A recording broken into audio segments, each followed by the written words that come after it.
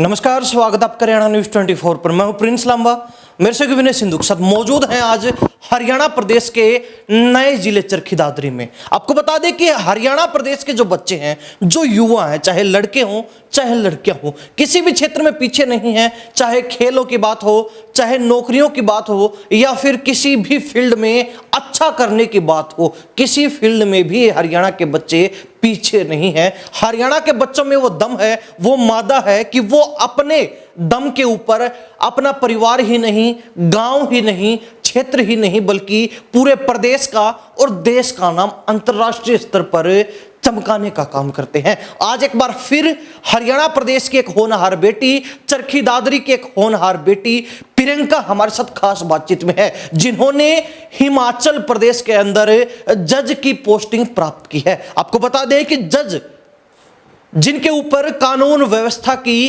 पूरी जिम्मेवारी होती है, पूरा भार होता है, वो पोस्टिंग इन्होंने प्राप्त की है, वो नौकरी इन्होंने प्राप्त की है। कैसा इनका सफर रहा, कैसे इन्होंने तैयारी की, क्या क्या जो है रास्ते में बाधाएं आई, किस तरीके से उन बाधाओं से पार पाया इन्होंने, और अब जो है पोस्टिंग मिलने के बाद कैसा महसूस कर रहे हैं, और इनके साथ साथ इनका पूरा परिवार मौजूद है। सारी बातचीत करेंगे। इनका जो संघर्ष रहा है, जो मेहनत का इनका रास्ता रहा है, उसको लेकर आपको रूबरू करवाते हैं। प्रियंका, बहुत बहुत स्वागत। Thank you sir, thank you very much. आज आपसे मिलकर बहुत अच्छा लगा। बहुत बहुत धन्यवाद। कैसा लग रहा है, जज बन गए हैं? सर एक बार तो अभी विश्वास ही नहीं हो रहा, आप मेरे सामने हैं। मेरे को ये ड्रीम सा लग रहा है कि हाँ, मैं इंटरव्यू दे रही हूँ, प्रियंका इंटरव्यू दे रही है। It's a dream come true sir. सबसे पहली शुरुआत इंटरव्यू से ही करते हैं। एक भय होता है सभी बच्चों में, एक फोबिया होता है, इंटरव्यू कैसे करेंगे, रिटर्न कर देंगे, सारी चीजें हो जाएंगी, लेकिन इंटरव्यू सबसे मुश्किल पार्ट, सबसे मुश्किल हिस्सा वही लगता है किसी भी नौकरी को पाने के लिए, विशेषकर चाहे लड़के हो चाहे लड़कियां हो, सभी को। इंटरव्यू से कैसे जो है पार निकलें, इंटरव्यू की तैयारी कैसे करें, और कौन सी वो मुख्य चीजें हैं जिनके ऊपर ध्यान दें? सबसे पहला सवाल यही रहेगा। जी, मेरा सबसे सिंपल जवाब इसका ये रहेगा, आप अपना स्टेज फियर स्कूल के लेवल से ही दूर करें। मैंने स्कूल की सारी करिकुलर एक्टिविटीज़ में पार्टिसिपेट किया, कभी भी मेरे अंदर स्टेज फियर था ही नहीं। जैसे कि अगर कोई स्पीच देनी हो, एक्सटेम्पर स्पीच देनी हो, डिबेट करना हो, मैं सब में आगे थी। तो इससे मेरी कम्युनिकेशन स्किल्स बढ़ी, और उसने इंटरव्यू में मेरे लिए 4 चांद लगाने का काम किया। यानी कि स्कूल टाइम का जो एक्सपीरियंस रहा, उसका बड़ा फायदा मिला। जी जी ज़रूर। जैसे स्कूल की शिक्षा तो जो हम लेते हैं वो हमें लंबे समय तक याद नहीं रहती, लेकिन जो ये लाइफ स्किल्स हैं, कम्युनिकेटिंग स्किल्स हैं, ये हमें हर जीवन में साथ देती हैं, हर पल में साथ देती हैं। तो उन्होंने मेरा बहुत साथ दिया इंटरव्यू के टाइम पे। सो आई एम ग्लैड कि मैंने स्कूल टाइमिंग में इन एक्टिविटीज़ में पार्टिसिपेट किया और अपने आप को प्रेजेंट किया। जी जी। यूपीएससी आजकल जो है बड़ी चर्चित है युवाओं के बीच में, दौड़ मची रहती है आईएएस आईपीएस बनने की। आईएएस आईपीएस नहीं बने तो कम से कम आईआरएस बन जाएंगे, या फिर रेलवे वगैरह में बड़ी पोस्टिंग मिल जाएगी, डीसी लेवल की। तमाम चीज़ें जो हैं सबके सामने हैं, लेकिन आपने उस लाइन से हटके एक अलग जो लाइन खींचने का काम किया। ये कैसे दिमाग में आया? जी, हालांकि यूपीएससी को सबसे उच्च वर्ग का एक एग्ज़ाम माना जाता है, और मेरे टीचर्स भी मुझे कहते थे कि Priya you should go for UPSC. लेकिन जब मेरे को लॉ के बारे में पता चला, लॉ की इम्पोर्टेंस पता चली, और एक जज जो एक वेल रेपुटेड पोस्ट है, और आई बिलीव कि मुझे इसमें ज़्यादा इंटरेस्ट था। हालांकि यूपीएससी भी बहुत अच्छी चीज़ है, लेकिन सर मैंने अपने इंटरेस्ट को चूज़ किया और फिर जुडिशरी क्लियर किया सर। तो मुख्य उद्देश्य क्या था इस लाइन में जाने का, वो क्लियर? जी सर, उद्देश्य तो अपने माँ बाप का नाम रोशन करना ही होता है मेन तो, और एक ऐसी पोस्ट को हासिल करना था जिसमें मैं अपनी फाइनेंशियल स्टेबिलिटी भी रख सकूं, और एक सोसाइटी में एक ऐसा कंट्रीब्यूशन दे सकूं जिससे हमारी सोसाइटी बहुत ज़्यादा इफ़ेक्टेड है। जैसे हम सब जानते हैं, थोड़ी पेंडेंसी है, थोड़ी डिलेटरी टैक्टिक्स हैं। तो मेरा पूरा प्रयास रहेगा कि मैं अपने 100% एफर्ट्स लगा के इन चीज़ों को ओवरकम करने की कोशिश करूँ। आगे बातचीत करेंगे प्रियंका से, इनके परिवार से, लेकिन आगे बढ़ने से पहले आपको बता दूं, प्रियंका के जो पिताजी हैं राजेश जी, वो लाइनमैन है बिजली विभाग के अंदर, पिछले कई वर्षों से लगातार काम कर रहे हैं। इनकी माताजी हमारे साथ हैं, ये जेबीटी टीचर हैं, यानी कि प्राइमरी स्कूल के बच्चों को बेस मजबूत करने का, उनको पढ़ाने का काम करती हैं। छोटा सा परिवार है, भरा पूरा परिवार है, और कोई ये नहीं कहेंगे कि भाई कोई राजे रजवाड़े हैं, कोई जो है बड़े घराने से आते हैं, बिल्कुल सामान्य वर्ग का परिवार है। और इस घर से निकलकर जो आप देख रहे हैं, यहाँ से निकलकर आज प्रियंका हिमाचल प्रदेश में जज बन चुकी हैं, जो अपने आप में एक कमाल की बात है, अपने आप में एक लाजवाब बात है और अपने आप में एक बड़ी उपलब्धि भी है, क्योंकि किसी भी बच्चे या फिर बच्चे के लिए अपने स्टेट को छोड़कर दूसरे स्टेट में और एक इतनी रेप्यूटेड पोस्ट प्राप्त करना कोई छोटी बात नहीं है। रिजल्ट कब आया था? जी कल शाम को आया था। जी रिजल्ट आपने चेक किया या फिर किसने चेक किया था? सर, जैसे ही मैं चेक कर रही थी मुझे तो लग ही नहीं रहा था कि मेरा रोल नंबर होगा। मैंने खोली थी अपनी पीडीएफ, इतनी देर में मेरी सर का फ़ोन आ गया कि प्रियंका यू स्कोर्ड रैंक 5। तो मुझे बिलीव नहीं हुआ, तो मैंने कहा सर एक बार फिर से चेक कर लीजिए, कहीं मेरा कोई और ना और प्रियंका तो नहीं है, मेरा ही रोल नंबर है क्या? फिर नहीं, आप ही हो प्रियंका और कॉन्ग्रेचुलेशन उन्होंने कहा। फिर मेरी मदर ने चेक किया मैंने भी 2 बार 10 बार चेक किया और फिर सर हाँ मेरा ही नाम था। यानी कि विश्वास नहीं हो रहा था अपने आप में इतनी बड़ी उपलब्धि इनके लिए। पूरा परिवार खुश है, चेहरे इनके खिले हुए आपको नजर आ रहे होंगे। और ऑल इंडिया 5वीं रैंक, वो भी एक लड़की के लिए, क्योंकि आज के दिन समाज में लड़कियों के प्रति कैसा माहौल है सबके सामने। लेकिन इसी बीच कई लड़कियां प्रियंका के जैसे भी हैं जो समाज के सामने उदाहरण पेश करने का काम करती हैं, एक छाप छोड़ने का काम करती हैं कि लड़के ही नहीं लड़कियां भी कर सकती हैं, और लड़कियां जो कर सकती हैं शायद ही लड़के वो कर पाएं। ऐसा कभी हो भी नहीं सकता कि लड़के कुछ ना कर पाएं। और आज के दिन तो लड़कियां जो है झंडे गाड़ रही हैं, चाहे खेल हो, चाहे जहाज उड़ाना हो, चाहे कुछ भी करना हो, हर फील्ड के अंदर लड़कियां जो है 4 चांद लगा रही हैं अपने परिवार की, अपने गांव की और अपने क्षेत्र की शान में। तो प्रियंका, जब पता चला कि हाँ 5वीं रैंक ऑल इंडिया में है, आप तो उम्मीद कर रहे थे कि लिस्ट में नाम ही आ जाए, और ऑल इंडिया 5वीं रैंक जब आई तब कैसा लगा? सर मैंने आपको भी बताया कि विश्वास नहीं हुआ, लेकिन हाँ मेरे को ये था कि मैंने एफर्ट्स बहुत ज़्यादा किए हैं। मैंने जब से अपनी लॉ को ज्वाइन किया था एमडी यूनिवर्सिटी से, तो उस टाइम कोरोना आ गया था। तो सर मेरा लगभग 2 साल तो मेरे घर पे ही बीते थे। तो मैंने उसी टाइम सुनिश्चित किया था कि मैं अपनी एम को कंप्लीट करूँगी, जुडिशरी में ज़रूर जाना है। तो मैंने तब तो सेल्फ स्टडी स्टार्ट की धीरे धीरे। फिर मुझे पता चला कि थोड़ा आपको कंसेप्चुअल क्लैरिटी चाहिए, तो मैंने एक कोचिंग को ज्वाइन किया ऑनलाइन ही। फिर मैंने आगे अपने एम को अचीव किया सर, और आज रिजल्ट आपके सामने है। जी, क्या कहेंगे जब आपने एग्जाम दिया था, जब आप एग्जाम देने के बाद घर आए वापस, इंटरव्यू वगैरह भी आपका हुआ, उस समय लग रहा था कि कैसा हमारा एग्जाम गया, कैसा हमारा इंटरव्यू गया, नंबर आएगा नहीं आएगा, इस तरीके की चीज़ चल रही थी दिमाग में? जी सर, जब मैं एग्ज़ाम दे के आई तो मुझे ऐसा लगा कि मैंने अपना फुल एफर्ट जो लगाया था वो मैं एग्ज़ाम पेपर पे डिस्प्ले नहीं कर पाई। तो मैं बहुत डाइसी सिचुएशन में थी। मुझे 1% लग रहा था कि 1% नहीं, मुझे 60% लग रहा था कि ना भी हो, क्योंकि मैंने अपना फुल एफर्ट नहीं दिया था उन 3 घंटों में। लेकिन जो मैंने वहाँ पे लिखा, जो डिस्क्राइब किया, आई थिंक वो बेटर था बाकी स्टूडेंट से। और फिर मेरा मेंस क्लियर हुआ। फिर मुझे लगा कि इंटरव्यू तो मेरा फोर्टे है, मेरे को अपनी कम्युनिकेशन स्किल्स पे ब्रशअप करना है और वहाँ पे जाके अपने आप को प्रेजेंट करना है। तो इंटरव्यू मेरे लिए थोड़ा ईजी रहा।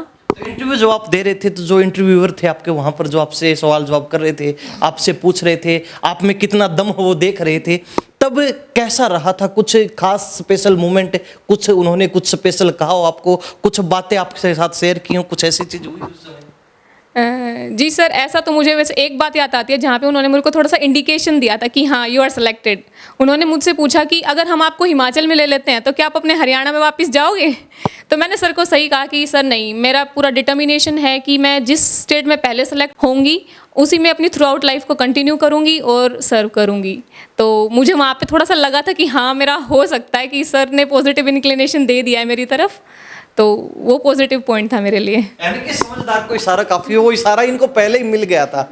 लेकिन फिर भी मन में एक डर था कि होगा या फिर नहीं होगा। लेकिन जब रिजल्ट आया, जिनके देखने से पहले इनके सर का कॉल आया, इनकी माताजी ने 4 बार चेक किया, इन्होंने खुद 10-15 बार चेक किया, जब जाके विश्वास हुआ कि हाँ रिजल्ट आया है और उस रिजल्ट में इन्होंने ऑल इंडिया 5वां रैंक हासिल किया है, तब भरोसा हुआ। और असली भरोसा इनको अब हुआ, कह रहे हैं कि आप हमारा इंटरव्यू लेने के लिए आए, तब मुझे ये बात जो हजम हुई है कि हाँ मैंने कुछ किया है। पिताजी बैठे हैं। राजेश जी, मेरा आपका नाम राजेश जी है। अभी कहाँ ड्यूटी कर रहे हैं? ड्यूटी अटेला डिवीजन के अंदर खेड़ी बतर गाँव में कर रहा हूँ जी। लाइनमैन पोस्ट के ऊपर। कितने साल हो गए? 13 साल हो गए जी। अभी 10वें महीने में 13 साल हो जाएंगे जी। हाँ। बेटी ने झंडे गाड़ दिए, नाम रोशन कर दिया। नाम रोशन कर दिया जी, बिल्कुल गदगद हो गया जी। गदगद हो गए। हाँ जी, उम्मीद थी कि बेटी इतना कर देगी? बिल्कुल उम्मीद थी जी। गेट से निकलते ही उम्मीद हो गई थी, और तब मैंने फोटो खिंचवाया था इससे। ठीक है, गेट पे बढ़ते ही इसका मन मतलब खुशी के आंसू आ रहे थे जी।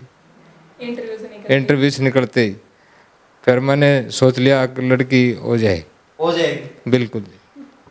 मान लीजिए, एक मैं आपसे सवाल करना चाहूँगा, सिर्फ मानने की बात है कि जो है सोच है, अगर नहीं हो पाता तो कैसे हौसला बढ़ाते बेटे? विश्वास था जी, लेकिन कोशिश करती आगे के लिए सांत्वना देते कि बेटा कोई बात नहीं, कंपटीशन है ये तो लड़ाई लड़नी पड़ेगी, तो सांत्वना तो देनी पड़ती। लेकिन ये विश्वास था कि बेटी पहली बारी में, हाँ विश्वास पक्का था जी, क्योंकि मैंने इसका हाव वहाँ इंटरव्यू देते टाइम ले जाते टाइम समझा बुझा के विश्वास था कि हो जाएगी गुड़िया।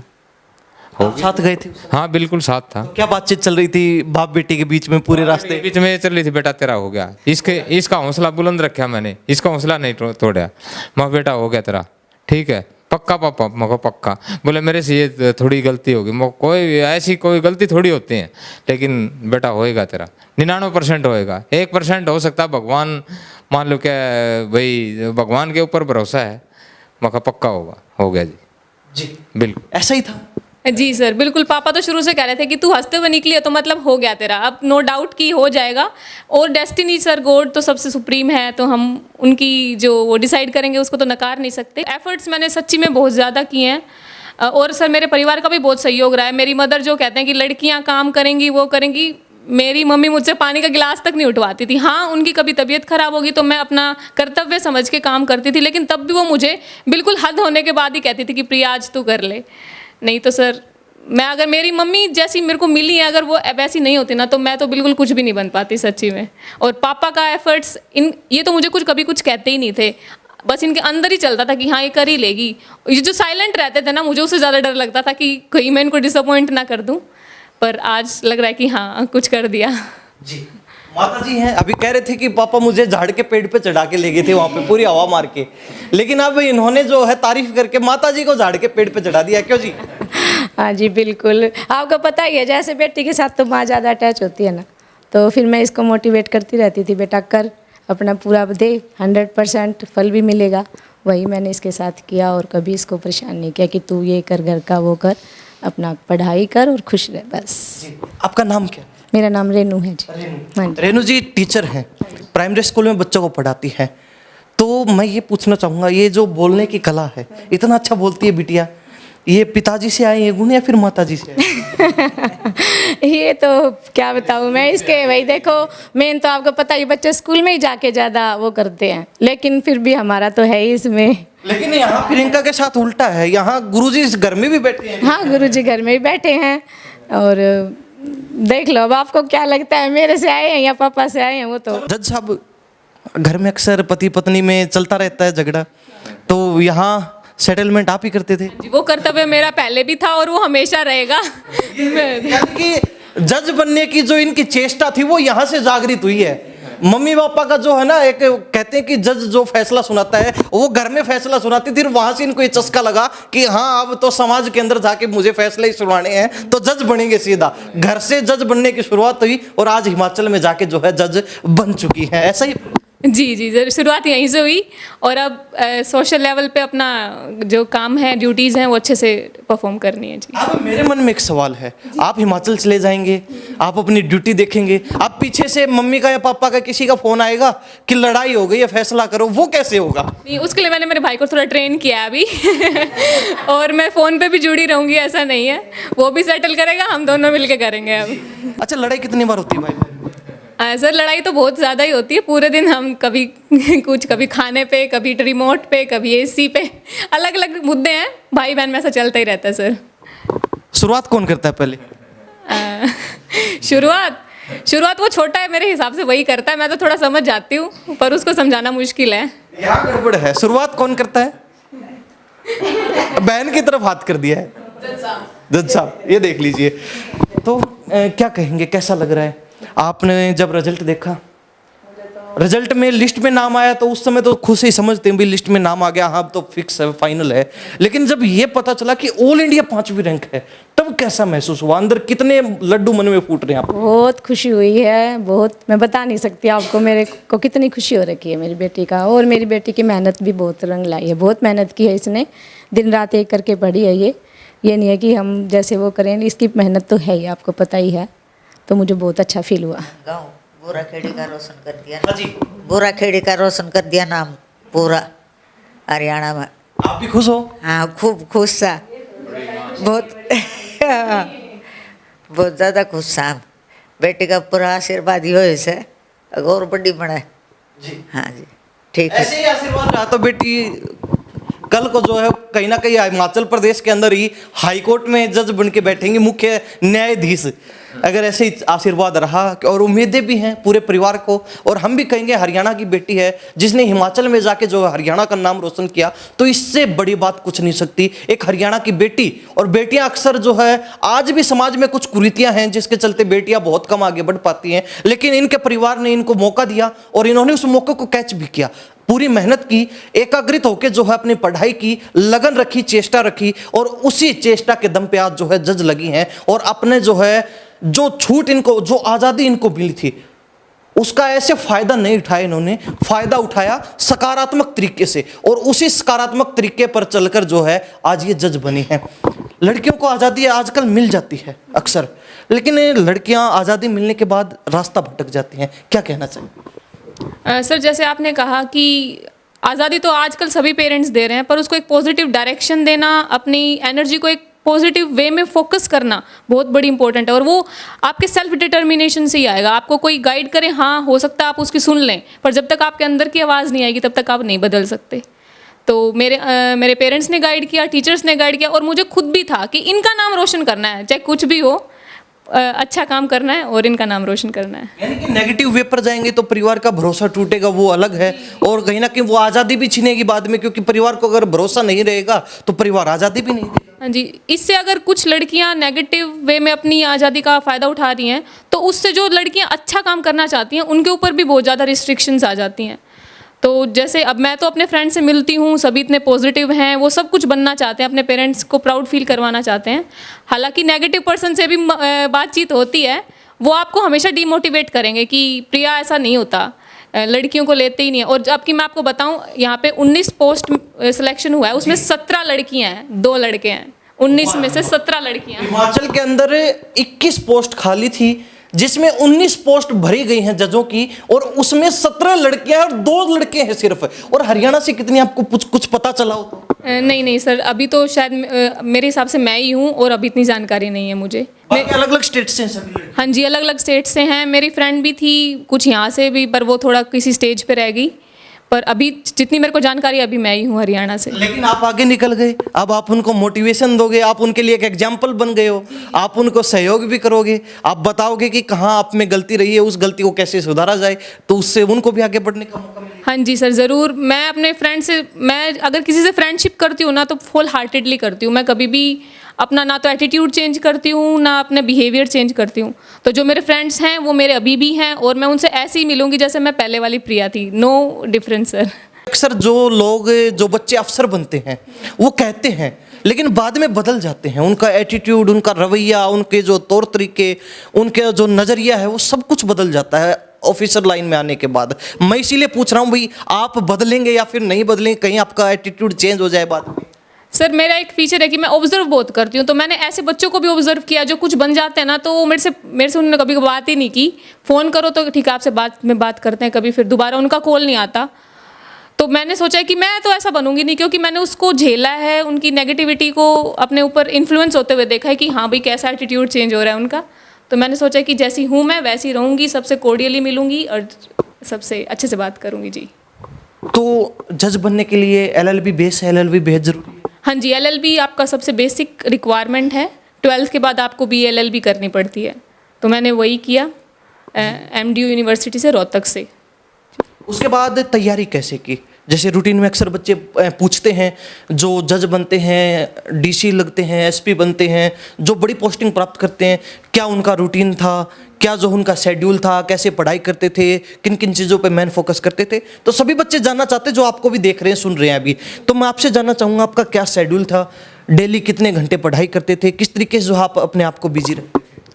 सर देखिए, जैसे एस्पिरेंट्स होते हैं ना, उनका मैं पर्सनली मानती हूँ कि कोई स्केड्यूल नहीं होता, क्योंकि उनकी किसी की ऑनलाइन क्लासेस होती हैं, किसी का कोई वर्किंग भी होता है, तो उनका सबका वेरी करता रहता है। तो जो मेरा पर्सनल था, जैसे मेरे को घर का कुछ काम नहीं करना होता था, तो मैं उठती थी अपना डेली का रूटीन फॉलो करके फिर अपने पढ़ाई करने के लिए क्लासेस लेने के लिए बैठ जाती थी। बीच में अगर मुझे कुछ खाना पीना होता था वो मेरे पास पहले से रेडी होता था। और जो मैंने तैयारी बेसिकली की है, पहले तो मैंने यूट्यूब से स्टार्ट किया, जो बेसिक नॉलेज थी वो गेन की, भाई कैसे क्या होता है, किधर होता है। उसके बाद फिर मैंने सोचा कि एक बार कोचिंग ज्वाइन करना ज़रूरी है, क्योंकि उससे आपके कॉन्सेप्ट्स क्लियर होते हैं। तो उसको ज्वाइन करने के बाद फिर मैंने उसको कंटिन्यू रखा। तो इसमें जो 2 स्टेजेस होती हैं, जैसे प्रीलिम्स होता है, एक मेंस होता है। तो प्रीलिम्स में मैं कहूँगी आप सिर्फ बेयर एक्ट्स पढ़ें। बेयर एक्ट्स का इज, एम, आर, मे, शैल जो भी लिखा है, अगर मे लिखा है तो आप उसको मे पे फोकस करें, शैल लिखा है, यानी वर्ड्स को बिल्कुल अपने जहन में उतार लें।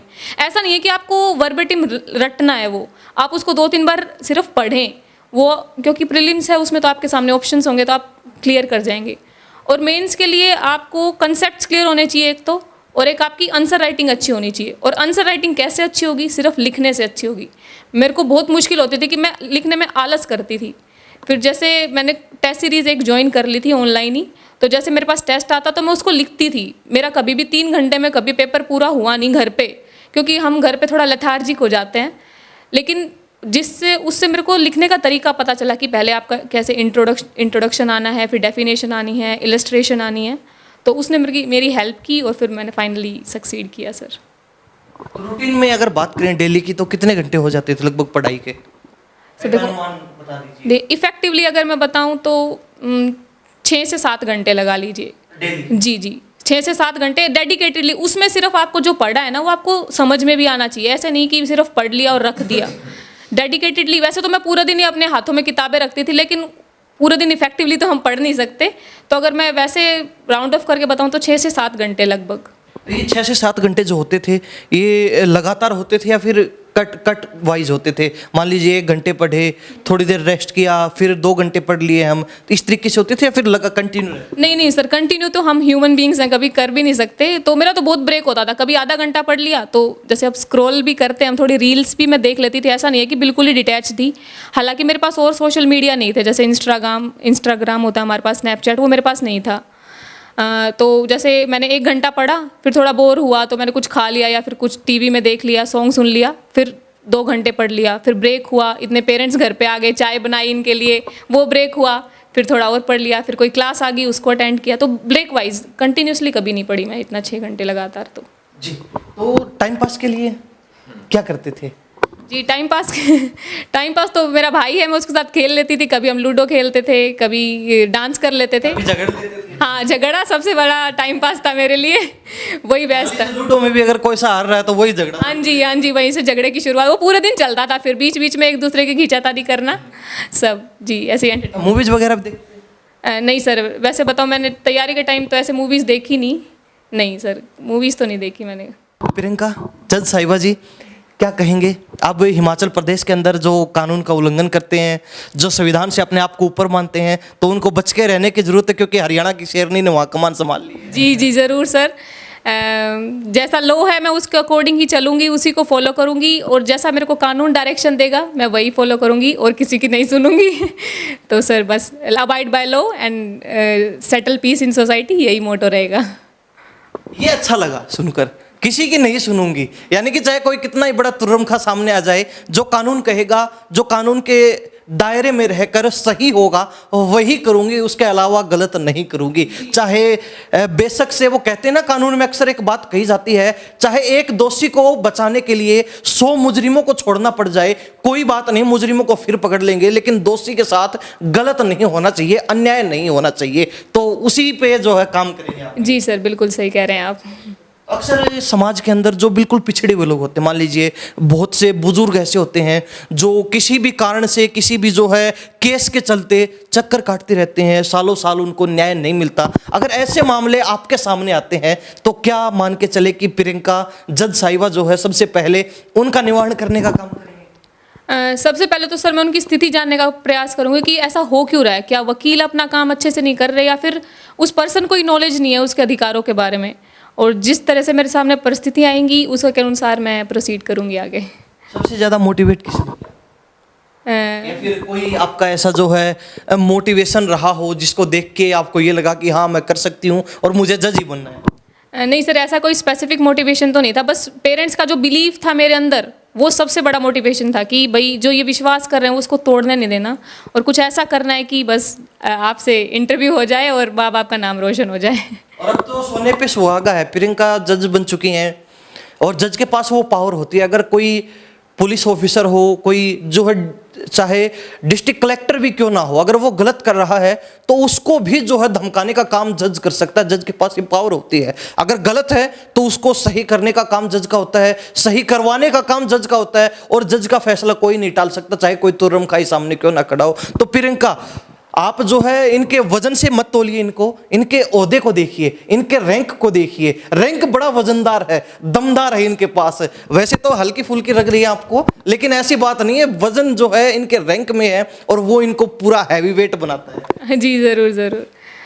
ज्ञान ही है जो आपको वजन देता है, जैसे आपने कहा, और उसी के बेसिस पे आप अपना एक आइडेंटिटी अचीव करते हैं सोसाइटी में और उसी के बेसिस पे आप आगे जी सकते हैं। जिस तरीके से अभी आप जज बन चुके हैं, तो ये जो आपकी रथ है आगे बढ़ने का, ये यहीं पर रुक चुका है, फिर ये अभी लगातार चलता रहेगा? अभी जो है मंजिल मिली नहीं है, मंजिल दूर है अभी।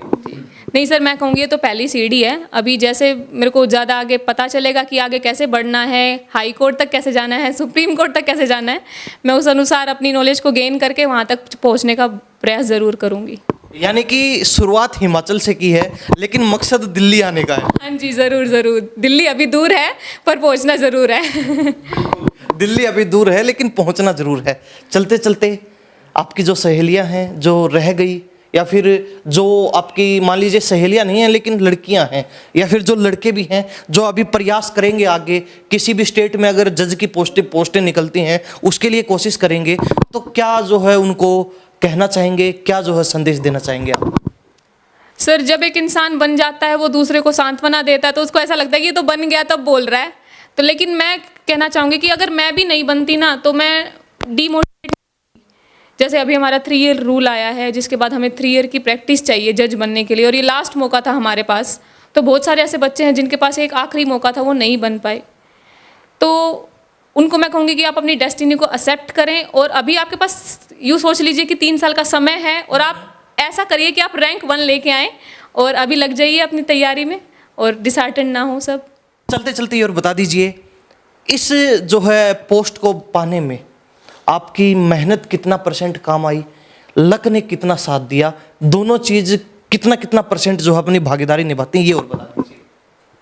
देखिए, अगर आप परसेंटेज में मुझसे पूछ रहे हैं तो मेहनत आपकी होनी चाहिए 80%, 10% आपका लक और 10% आपके फैमिली का सपोर्ट एंड ब्लेसिंग्स। ये सारा कॉम्बिनेशन अगर एक इक्विलिब्रियम स्टेट में आएगा ना तभी आप सक्सीड कर पाएंगे। अगर कोई ऐसी कोई बात आपको जो बार बार याद आती हो, पापा ने कही हो आपको, कोई कुछ ऐसी चीज़ बताई हो जो आपको पीछे से लेकर आज तक बार बार याद आती रहती है, रिमाइंडर होता रहता है आपके माइंड में? सर, ऐसा तो मेरे को एग्जैक्ट वर्ड्स तो याद नहीं है, पर जो उसका भाव था मैं बताऊंगी कि पापा कहते हैं बस प्रिया तेरे ऊपर ही है सब कुछ। इस लाइन से ही मुझे पता चल जाता है कि मुझे क्या करना है। तो इस लाइन को ही मैं कहूँगी कि मेरे को बार बार माइंड में कभी रिपीट होती थी कि हाँ प्रिया तेरे ऊपर ही है सब कुछ, अब तू देख ले क्या करना है। तो मैंने ये किया सर। जी राजेश जी, क्या कहेंगे चलते चलते लोगों को? बेटियों पे भरोसा करके उनको पढ़ाना चाहिए, अच्छी शिक्षा दिलानी चाहिए, जो कोर्स वगैरह जो लेना है बच्चों ने वो दिलाना चाहिए। बहुत बहुत धन्यवाद जी आपका। अक्सर एक डायलॉग सुनते हैं फिल्मों में, नाटकों में, शर्मा जी के बेटे ने वो कर दिया, पांडे जी की बेटी ने वो कर दिया, तो कभी आपने ये तो नहीं कहा फलाने के बेटे ने वो कर दिया, तू क्या कर रही है? तू नहीं, ताना नहीं दिया जी कभी भी, कभी किसी को भी ताना नहीं दिया। जज बनने का आपने नहीं कहा, इनका खुद का ध्येय था, आपने सिर्फ सपोर्ट, मैंने सपोर्ट किया उसको। ठीक है जी, क्योंकि कई बार क्या होता है बच्चे को माँ फलाना वो लग गया, झगड़ा वो लग गया, लेकिन ऐसे में फिर बच्चे को थोड़ा फीलिंग होता है। अगर देख पिताजी दूसरों की बड़ाई करता है, कंपेयर कर रहे हैं, तुलना कर रहे हैं, तो क्यों ना मैं अपने बच्चे को उस लाइन के साइड भेजूं। तो इसीलिए मैंने कभी इसको ये नहीं किया बेटा वो फलाना वो बन गया, झगड़ा वो बन गया, बेटी तू अपने पढ़ते रहे। क्या नाम आपका? मेरा नाम सागर है। कौन सी क्लास में? क्लास 10th में है। बोर्ड क्लास है। आप पे तो पहले ही बहुत ज्यादा प्रेशर है और इतने दुबले पतले पहले से। निकल तो जाएगी 10th? निकल जाएगी आराम से। आराम से निकल जाएगी। आराम से। तो कुछ खाया पिया भी करा करो। बहुत खाते हैं बस। लगता नहीं है, जलते हो बहन से। मैं किसी से नहीं जलता, तो दुनिया मेरे से जलती है। अच्छा, यानी कि बहन की तरफ इशारा था, बहन जलती है। कैसा लग रहा है बहन जज बन गई? बहुत अच्छा लग रहा है, बस यूं दुख है कि ये हमसे दूर चली जाएगी, अब कोई परेशान करने के लिए नहीं है। तो वहां पहुंच जाना ना, आप परेशान करने के वहाँ क्या फिर लाइफ टाइम थोड़ी रह पाऊंगा मैं। लिए। क्यों, आप उधर पढ़ाई शुरू कर दो। फिर भी फर्क है। फर्क है। कोई नहीं, बहन आप बुलाओगे जब आ जाएगी। यूं तो आ जाएगी, फिर भी एक तो आपके साथ एकदम ही पूरे साल रहे, पूरे दिन रात रहे, और एक तो बुलाने पे आए 2 दिन 1 महीना ऐसे ही। मतलब अब बहन को रुलाने का इरादा है। आंखों में पानी तो आ गया, लेकिन अब आंसू निकलने बाकी रह गए बस। ये अब भी आपको छेड़ रहा है। हाँ जी, नहीं नहीं, मैं इतनी जल्दी इमोशनल होती नहीं हूँ, पर इसने बातें ऐसी की हैं आज तो। ट्रिगर कर दिया। हाँ जी, जरूर जरूर। तो पूरी खुशी है? पूरी खुशी है, बहुत ज़्यादा। अब आप पे प्रेशर है? प्रेशर तो कोई नहीं, झेल लेंगे। झेल लेंगे। क्या करने का इरादा है? मैं CA बनने का इरादा है। सीए? पैसे से खेलेंगे? और क्या। 1 0 इधर से लगाई, 2 0 उधर जोड़ दी। बस यही है। अच्छा मकसद है सीए बनने का। सीए की पोस्टिंग भी जो है बड़ी ज़बरदस्त होती है, और आजकल लोग जो है DCSP बनने की दौड़ में रहते हैं, लेकिन इस परिवार के अंदर ऐसा माहौल नहीं है कि जहां दुनिया चल रही है वही हम भागे, यानी कि भेड़ चाल इस परिवार में खासकर यहाँ पर हमने देखा इन बच्चों के अंदर बिल्कुल भी नहीं है। चाहे प्रियंका हो, चाहे इनका भाई हो, दोनों ही जो है एक भेड़ चाल जो चल रही है आज समाज में, उससे हटके कुछ करना चाहते हैं। इन्होंने कर दिया, और अब इनके ऊपर जो है सबकी नजरें हैं, निगाहें हैं कि ये क्या कर पाता है। तो क्या कहेंगे बहन के लिए? बस बहन के लिए कहना चाहूँगा, everything happens for a reason. अगर आपका नहीं हुआ है तो भी कुछ ना कुछ भगवान ने आपके लिए अच्छा ही चाहा है, और अगर आपका हो गया है तो बहुत बढ़िया, कॉन्ग्रेचुलेशंस। प्रियंका बहुत बहुत धन्यवाद बातचीत की, आपने अपना कीमती समय दिया। थैंक यू सर, बहुत अच्छा लगा। आप भी मेरे एक सपने का हिस्सा हैं। मैं ये इंटरव्यू दे रही हूँ, ये भी मेरा एक एम था जो आपकी वजह से पूरा हुआ। Thank you very much sir. और आपका एक्सपीरियंस साझा करने के लिए बड़ा थैंक यू। बच्चों को भी कुछ फायदा होगा, जो एस्पिरेंट हैं, आपने कहा जो एग्जाम देना चाहते हैं, तैयारी कर रहे हैं, या फिर जिन बच्चों का नहीं हो पाया उनको भी आपने हौसला दिया, उसके लिए बहुत बहुत thank you sir, thank you very much. Rajesh ji बड़ा धन्यवाद आपका। बिल्कुल जी, धन्यवाद। प्रियंका अच्छा परिवार, छोटा सा परिवार, सुखी परिवार, सामान्य परिवार, और हरियाणा की बेटी, चरखी दादरी की बेटी, खेड़ी बूरा की बेटी, जिसने जो है गांव से अपने देहात से निकलकर हिमाचल प्रदेश के अंदर झंडे गाड़ दिए हैं, हरियाणा का नाम रोशन कर दिया है, और विशेषकर बेटियों के लिए एक उदाहरण प्रस्तुत करने का काम किया है कि मैं कर सकती हूं तो और भी बेटियां कर सकती हैं। और बात करें ग्रामीण क्षेत्रों की, तो ग्रामीण क्षेत्रों की चाहे लड़के हो चाहे लड़कियां हो, प्रतिभा बहुत है, बस उनको एक मौका मिलने की देरी होती है। प्रियंका को वो मौका मिला, इन्होंने उस मौके को भुनाया और आज उस मुकाम को हासिल कर लिया जो ज्यादातर बच्चों का सपना होता है।